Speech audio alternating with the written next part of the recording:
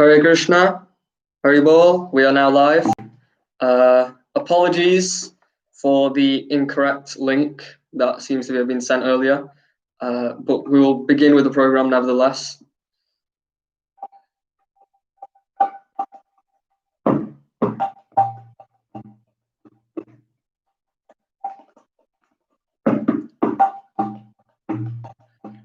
Hare Krishna, Krishna Krishna, Hare Hare, Hare Rama, Hare Rama, Rama Rama, Hare Hare, Hare Krishna, Krishna Krishna, Hare Hare, Hare Rama, Rama Rama, Hare Hare, Hare Krishna, Krishna Krishna, Hare Hare, Hare Rama, Rama Rama, Hare Hare, Hare Krishna, Krishna Krishna, Hare Hare, Hare Rama, Rama Rama, Hare Hare, Hare Krishna, Krishna Krishna, Hare Hare, Hare Rama, Rama Rama, Hare Hare, Hare Krishna, Krishna Krishna, Hare Hare, Hare Rama, Rama Rama, Hare Hare, Hare Krishna, Krishna Krishna, Hare Hare, Hare Rama,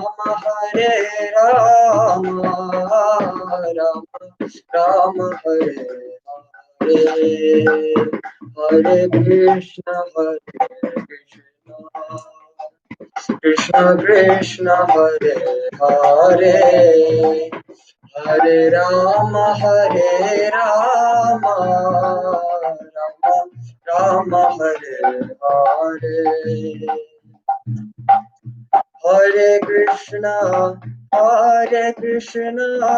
Krishna Krishna, Hare Hare, Hare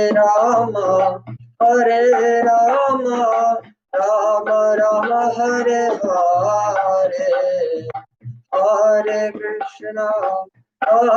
Krishna, Krishna Krishna, Hare Hare, Hare Rama, Rama Rama, Hare Hare, Hare Krishna, Krishna Krishna, Hare Hare, Hare Rama, Rama Hare Hare, Hare Krishna, Krishna Krishna, Hare Hare, Hare Rama, Rama Hare Hare, Hare Krishna,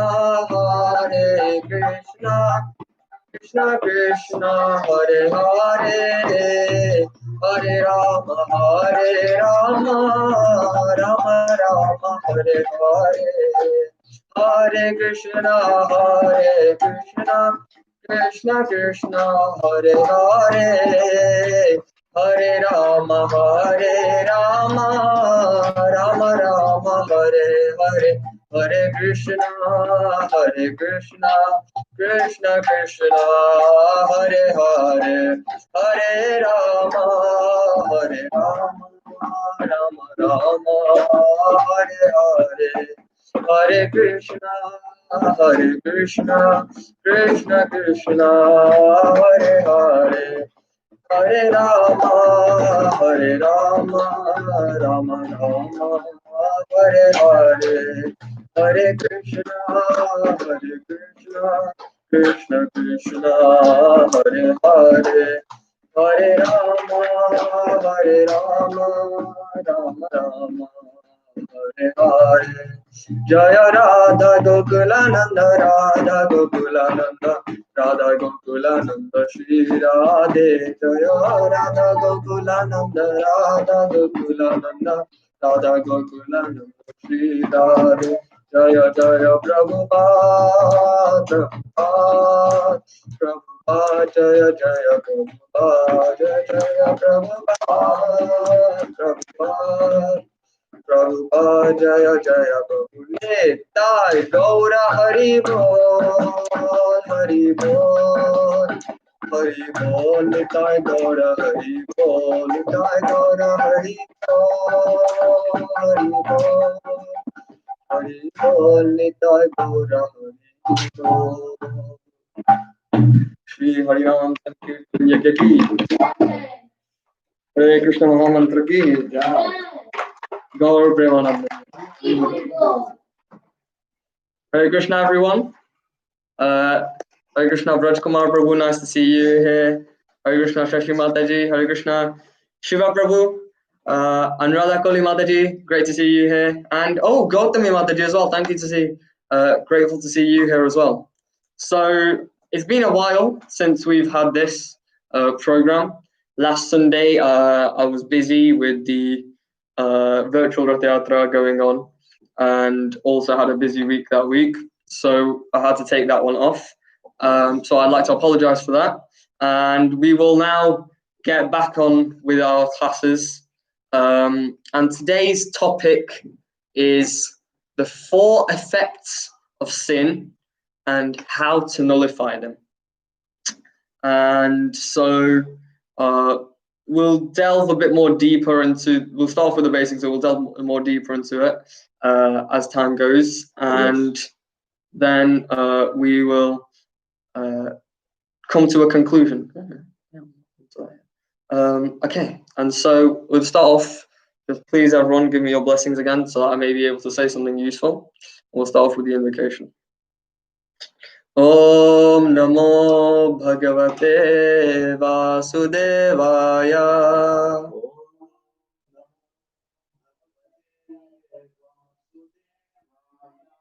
Om Namo Bhagavate Vasudevaya.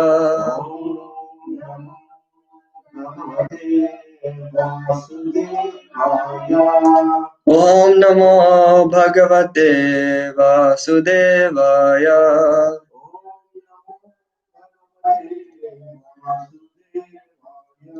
Narayanam Namaskritya Naram Chaiva Narottamam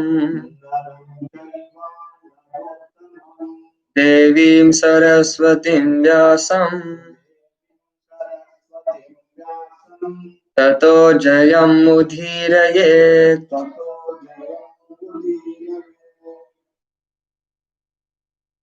Hare Krishna, Hare Bol. So we'll start off. This class is all about, this lecture is all about sin. And we'll start off with,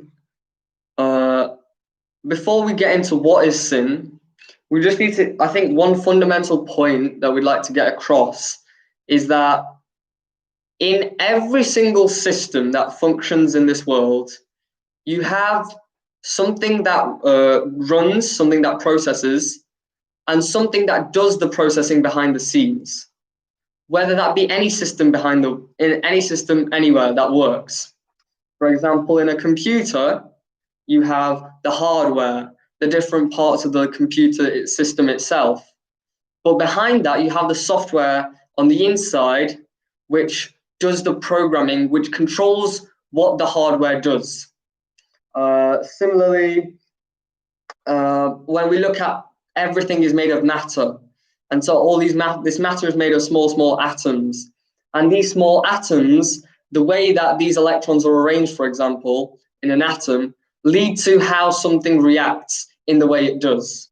Leads to makes something react in a certain way. So this sort of programming is there that's done by these electron configurations leading to a chemical reaction taking place. Or then we might say that even in our body, DNA, for example, DNA or RNA, the way that this DNA molecules, the way that they're arranged, the way these phosphate backbones and these sugars in the middle arrange in such a way and do certain processes within the cell, translation and transliteration, so that we get various proteins created, and then it keeps us alive. On the outside, we don't see any of what goes on behind the scenes, but because of that, we are alive where we are right now. Though they control, if you want to say, they control the body. This sort of software of the body controls the hardware of the body. And so it's very important to get across this point that even in our material nature, we have subtle and gross. So the gross stuff of this tangible things that we see, there are things that we cannot see which influence them. So we've just given some examples now just of how like DNA works. We can't actually see ourselves with our eyes the way DNA works, but because DNA works behind the scenes, it does what it does, we are what we are. And so similarly, we need to understand the point that subtle things control the way the gross things work. The things that we see that work in the day-to-day, they're controlled by a lot smaller things. And this is true for the general things of the world in general. And even though it's just on a material level, this is true for everything. Now, even for material creation that we don't see now, when we're looking from a Krishna conscious perspective, there are also, well, as this material creature has been manufactured, there are subtle things that have been created by the Lord that control the gross things that we will not be able to see. So this subtle law of the subtle things, like, for example, mind, the intelligence, the false ego, these subtle things, they influence the way that we carry out our actions in this body. We carry out our actions based on the way the interaction between the mind, the intelligence, and the false ego. These subtle things behind the scenes, the way they work and their mechanics, is what leads to the gross movement of our body today. And so the subtle things in nature, subtle things or the subtle laws control the gross objects. And so we'll get back why we're talking about subtle and gross again as we talk about today's class about sin, and how, because some people think, oh, you know, if I just stab someone, for example, that's completely fine. No one's going to say anything. Who's there? What law is there? It's all nonsense. After this life, we're all dead. There are subtle laws in nature which lead to outcomes that we will be able to see. So there are these laws behind the scenes, whether you want to believe it or not. So that's the point that this subtle controlling the gross is. And that's why I've mentioned that. So we start off with today's class, which is about sin. So what is sin in the first place? What is sin? Why do people sin? Why should we even discuss about sin? So sin is something that goes against the Lord Krishna, and the scriptural injunctions. Because, of course, there are times when scriptural injunctions need to be broken, as we've discussed this in previous lecture, that it might look like someone is lying, but by lying, they're saving a life. So it's about following, making sure that we follow Lord Krishna and scriptural injunctions. When we go against these two, then that can be called sin. So that is what we can define as sin if we're looking for a definition. And then the question may arise that why do people sin in the first place?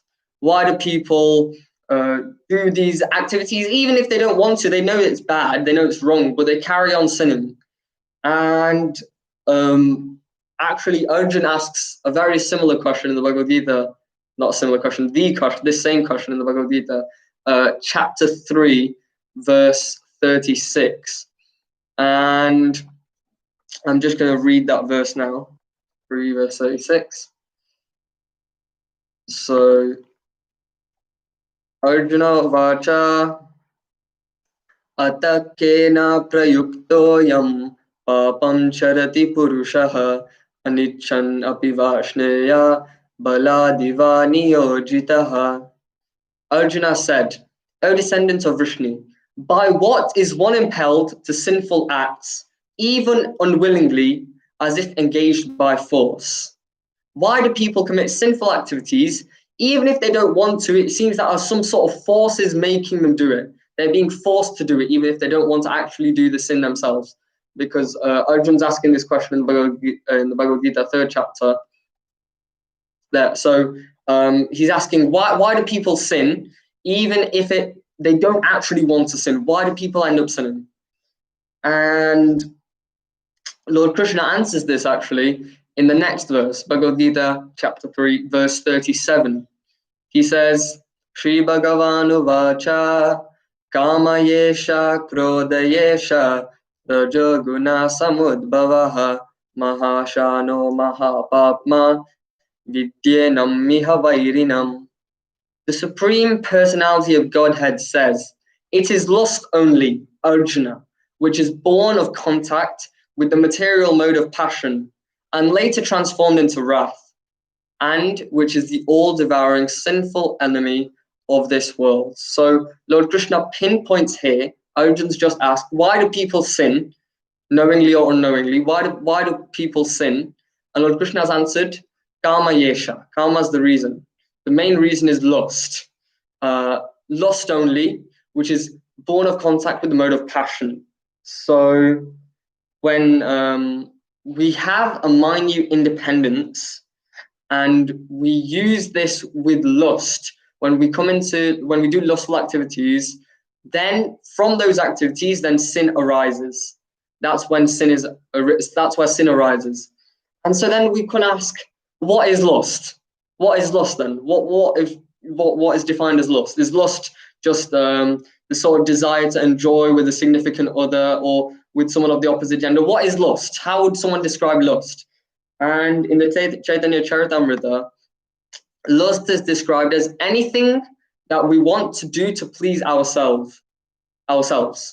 So this can be, I'm trying to remember, just anything where we think ourselves to be the enjoyer, or we try to enjoy and try to go through sense, try to gratify our senses, then that is lust. When we do something to please the Lord or the Lord's senses, then that is devotion. But when we do that to ourselves, when we try to enjoy ourselves and try to please our own senses, then that is lust. So anything, whatever it may be, done for the sole purpose of pleasing ourselves, that is lust, without pleasing the Lord. And so when we come into contact with material nature, then that's when this lust arises, because the soul itself is, the nature of the soul is to love. But when we come into contact with material nature, then this love becomes warped, it becomes transformed, it becomes morphed in the wrong way. And that leads to lust. Because instead of loving the Lord, we try to love other things. We try to divert this love channel this love into other places. And so that is what lust is. This is where lust arises. And when we come into contact with material nature, we use this minute independence that we have, and we use this lusty desires or the desire to gratify our senses or to enjoy, then we commit sinful activities. This is what Krishna says in this verse. So as we think that sometimes we might think that sinful activities are only done by people who want to do something wrong, or they want to do, they've done this, or he had a mental illness, or something like that. People always come up with a reason. But in the end of the day, it's all about this lusty desire to enjoy one's own senses. Whenever one desires to enjoy one's own senses, then that is taking them on a path which will lead to sin, because from lust, anger arises, and from anger arises illusion. And everyone knows that when you're angry, you can't even think straight. And so from this warped thinking that we have, the way that we position our mind frame and the way that we think, it becomes incorrect. And then when you don't have that correct way of thinking, you can't act correctly. And for that reason, people sin. And so from lust, anger arises, from anger, illusion arises, and from illusion, that just leads to more illusion. And so that's why you can describe lust as a virus. The analogy can be used that lust is like a virus in a computer. When there's a virus in a computer, you want to try and do something in your laptop or your PC, but you can't do it because there's a virus. So although you might be able to, you want to do it, you just simply cannot do that because the virus will act in its own way and it won't let you do what you necessarily actually want to do. So similarly, when lust is it's like a disease. When we get infected by the disease of lust, even if you want to do the right thing, when that lust is in there within us and we don't get rid of that, then we will end up naturally doing sin or wrong. And obviously, of course, there are different levels of sin. I'm not saying that when one has that sort of lusty desire, one might do a smaller thing or a bigger thing, but the end of the day is that the lust is the reason for all these types of sin, big or small. Whatever activity that is produced of this lust will be wrong, because that's the nature of lust itself. And so it's like a malfunctioning of the software. And what is the software of the body in the first place? Software of the body is the mind and the intelligence. And these are the sitting places of lust. The lust sits in the mind, the lust sits in the intelligence, and also in the senses. These are the sort of the sitting places, the strategic points which are targeted by lust. If you look at, if you're into biology and you look at how diseases work and how viruses work and how they go inside of the cell, and you'll see how they go and they target into the nucleus and they make that cell into a factory just to produce more and more viruses. So in the same way, when this lust comes, it targets these strategic points. And these points, these places are the way, this mind and this intelligence and the senses, these influence the actions that the body brings about. And so this lust has now infected those places. So the actions that are brought about by the body are not going to be correct for that reason. And so then these actions, these activities are described as sinful in nature. And so then we'll talk about now that we've just got that sort of background and understanding in, the actual 4 effects of sin, or 4 stages, if you want, of the sin and how the sin works.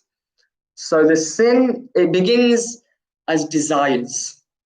It begins as tendencies, as desires. You know, the sin is in the form of a desire, not necessarily acted on yet. So this is the first stage. It's not yet fructified. Instead, it's just lying there. It's not being germinated.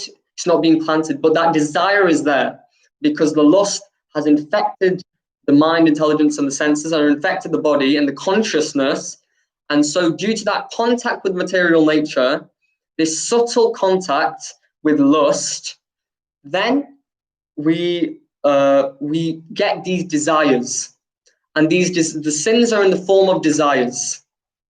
And then after this desire, at some point in time, they become planted. The sins become planted as seeds when we commit these desires. When we commit actions based off these desires, that sin is planted as a seed. So, for example, again, I'm going into another science example in chemistry.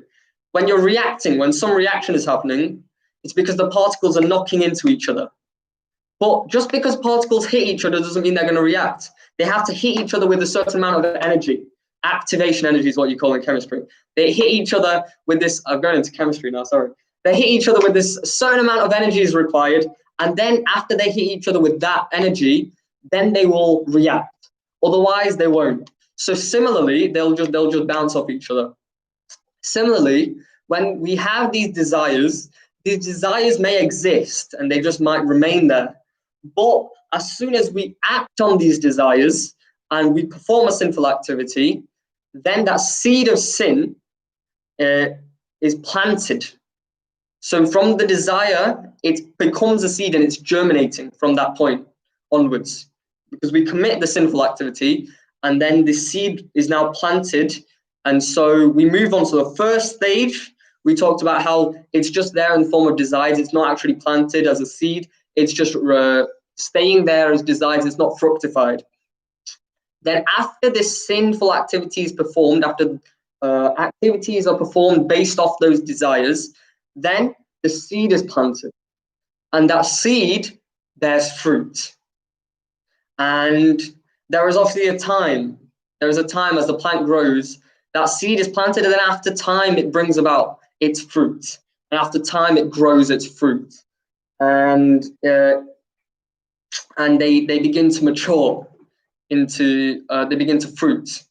And so in that same way, that after the seed of sin, the sinful activity has been committed and the seed of sin is planted, from that sinful activity, this plant will grow, if you want, and it will bear fruit.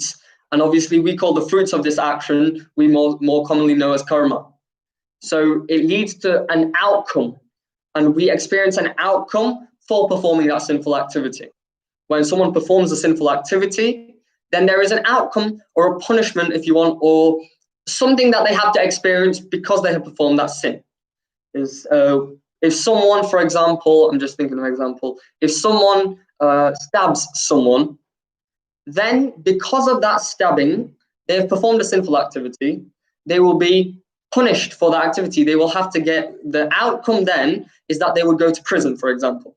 And so just after a sin is performed and that seed is planted, that plant bears fruit.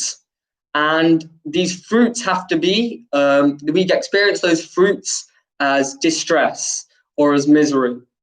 And so the third stage is now then it bears fruit.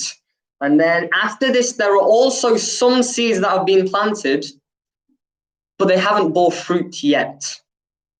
So after a seed is planted, it bears a fruit, but it doesn't bear the fruit immediately. Sometimes the seed is planted, but the fruit isn't there yet. It takes time for that fruit to manifest. So similarly, when we perform sinful activity, then although we might have performed a sinful activity, we might not experience the outcome or the reaction of that until after some time. So sometimes that seed is planted, but the fruit has not grown yet. It's maturing. That fruit is not ready yet. So we call this fruit that we experience, the fruit that has already matured, the reactions of this sinful activity that we have experienced, we call that aprārabdha karma. It's manifested and we have experienced it. But the other three stages, the stage where the sins are just as desires, then after that desires, when they are planted and they're germinated and they begin to grow, that is the second stage, where the sins are as seeds. And then the third stage, where after they've been planted as seeds, the fruit is maturing, but that fruit is not ready to be mature enough. So the reaction is going to happen, but it's not happened. The sin has happened, but the reaction is yet to take place. So those three things we call aprārabdha. They're unmanifest. And when the fruit is matured and we experience the reaction for that simple activity, then that's aprārabdha, that is manifest, and we have experienced it. So sometimes even after we've performed the sin, it takes time for us to actually experience it. Just as in any court case, for example, again, back to the stabbing example, someone stabs someone else, although they might be arrested straight away, they aren't punished straight away. They're taken into arrest, and then after going through some legal process, then they are put in prison. Then they are given the outcome, and the judge decides what they should be sentenced, etc., etc. But it takes time. It doesn't directly happen as soon as the sinful activity takes place. So it takes time for that fruit to mature. So that's the third stage. And then the fourth stage, finally, is when the fruit matures and we experience the reaction for our sinful activities. So And the importance of this is that it starts off extremely subtle. Material nature is so easy to contaminate. It starts off in the form of desire.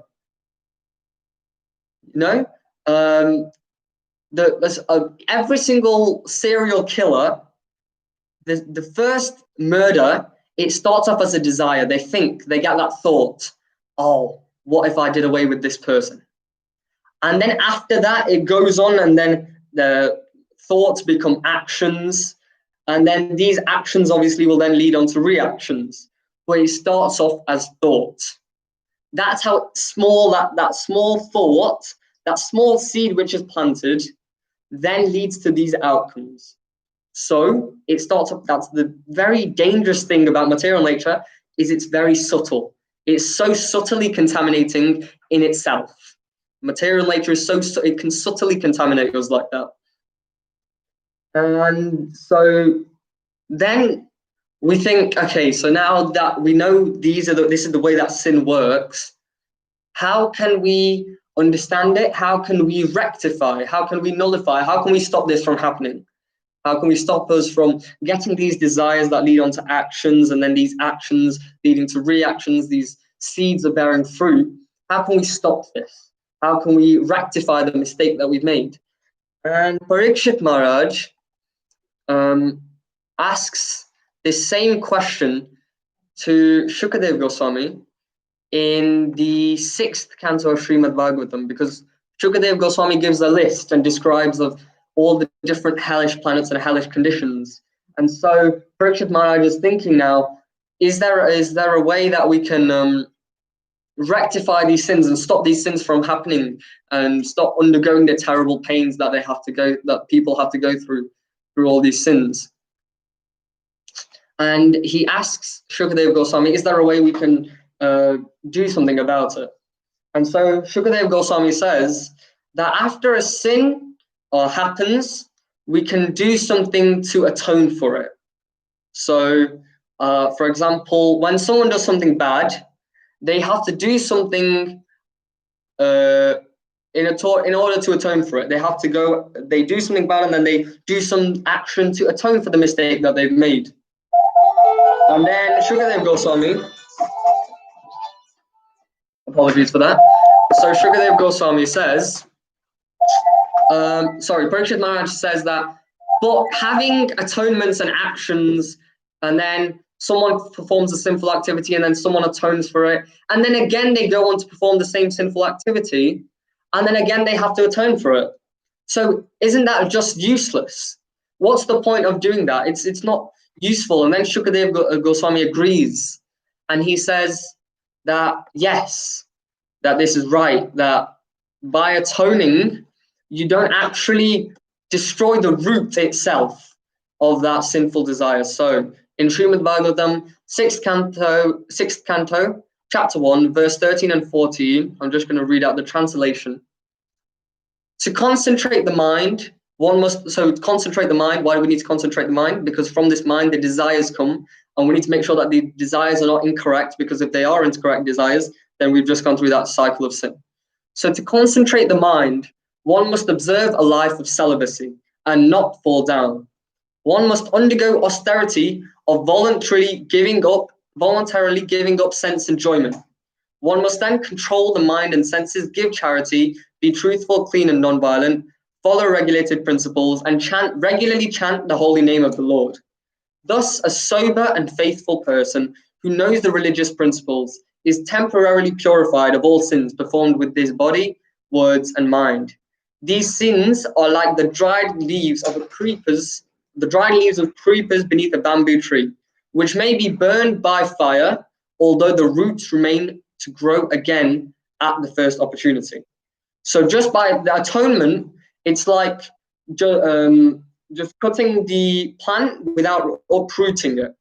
The roots still remain, so that plant can grow again when the season is right. Or when you're doing weeding, when you're removing the weeds, if you just cut the weed, then the weed doesn't go. But if you have to take out the weed from the root, then that weed will go.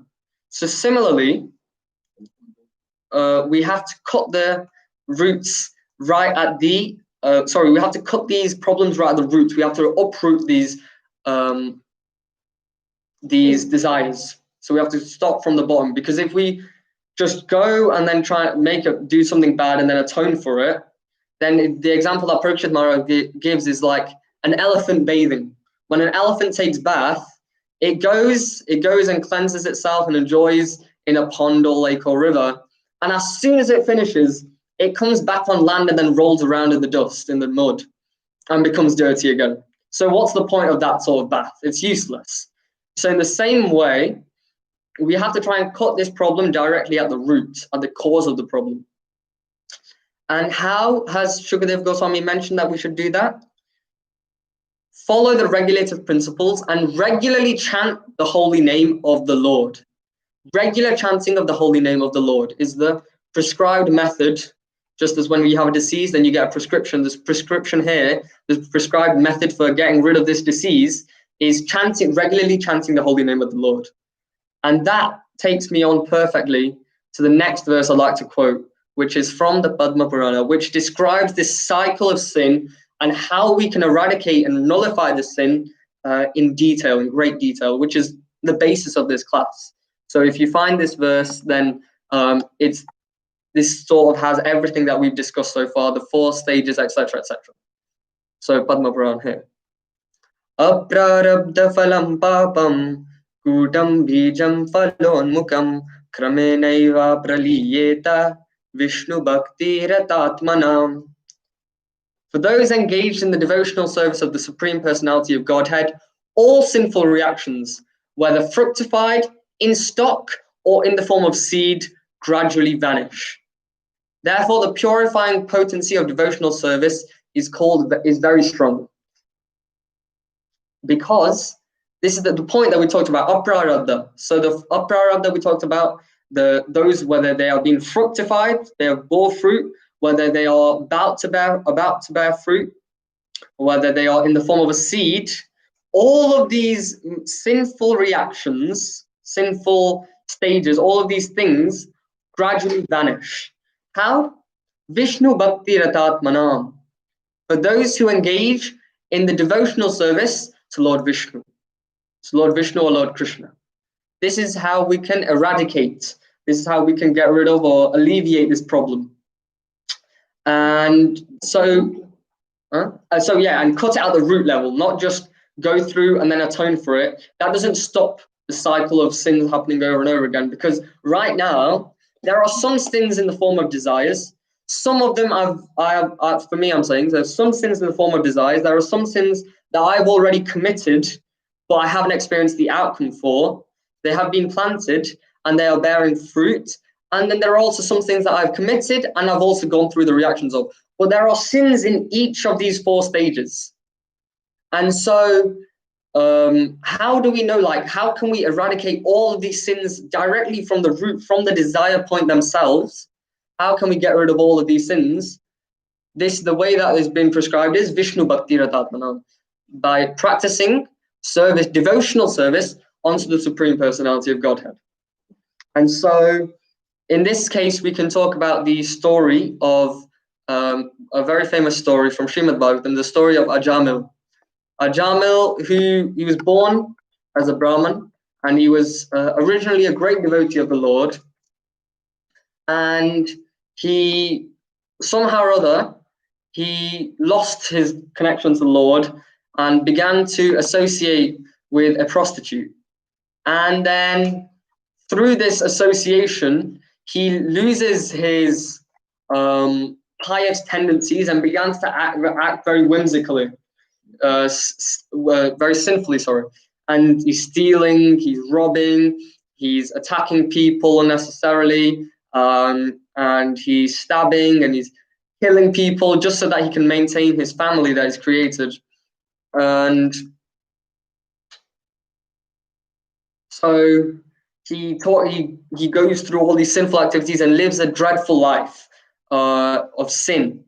But because he calls his son, his youngest son, he gives him the name Narayana, the name of the Lord. And because he's given his son the name of Lord Narayan, and he's very attached to his son and very fond of his son, at the time of death, out of fear, when seeing the Yamadutas, out of fear, he calls upon his youngest child, Narayan, And because he's uttered the holy name of the Lord, then he was given a second chance.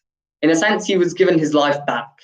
Because of uttering the holy name of the Lord, all his sins were destroyed, and he was able to go and then have with his second chance, with, in a sense, new birth, even though it's the same body, with the second chance, he was able to go and perfect his life. And so this is just an example of how a devotional service to the Lord can eradicate directly from the root all these sinful activities. And then he was able to realize his problem and realize what sinful activities he's committed, and he went and perfected his life. And he went back to Godhead. And so this pure devotional service of the Lord is the only way in which we can rectify this problem. The only way that we can go about to rectify this problem. Because material nature is too difficult to deal with ourselves. So when we take to the service of the Lord, then the Lord helps us. And then,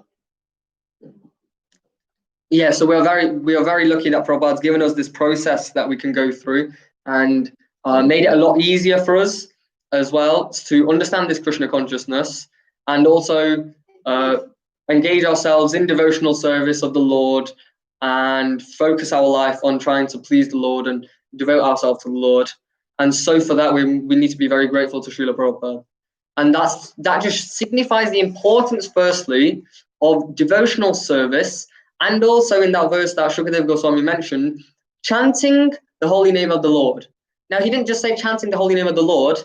The translation there is regularly chanting the holy name of the Lord. Just if you chant once, there is a certain amount of piety you get from chanting once. There is a certain amount of piety that you get from chanting every now and then. You'll get some pious deed, but if you want to cut these sinful reactions right from the root of their desires and want to see that change in consciousness, one has to chant regularly. So I would recommend, if most people on this call are chanting probably, but if you're not chanting, at least chant one round a day, to make that sort of a regular habit. Just as when you get a prescription, you put buy daily, right? So you have it 2 times a day, or you have it these many times a day, or this many times a week. In the same way, the process which has been prescribed for chanting, this prescription says chant daily. Make sure you're doing a certain number of rounds, not I'll do this many rounds today and that many rounds tomorrow. Put a number. Say I'll do this many rounds today, a minimum that many rounds. If you want to do more, that's fine, but at least minimum there should be a certain amount of chanting every day, and that can be increased over time. But the importance is regularity in that situation. And I'd like to conclude with a verse from Srimad Bhagavatam, again 6th canto, 2nd chapter, verse 17. Estanyagani puyante tapodana vratadibihi na dharmajam tadridayam tad api sangri sevaya. Apologies.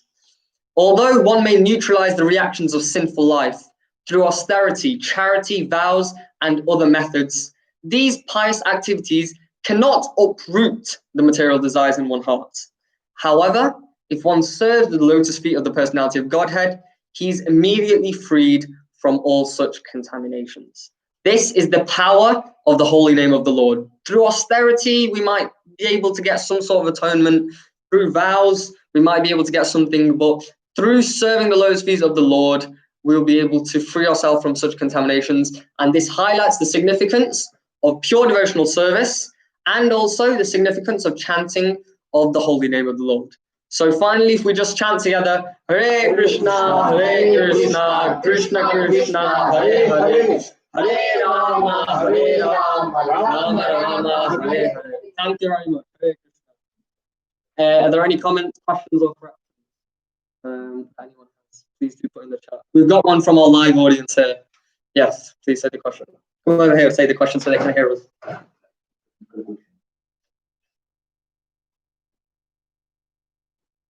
It is not the question, actually, it's a comment. Okay. You mentioned about Prabhupada gave us protected us. You mentioned in the class how the left occupies the strategic points. Mm-hmm. intelligence, mind, and senses. Yeah. So Prabhupada gave exactly the same strategic points to the steps to utilize those strategic points where the lust can So wherever the lust is, we use those points of attack to engage in devotional service.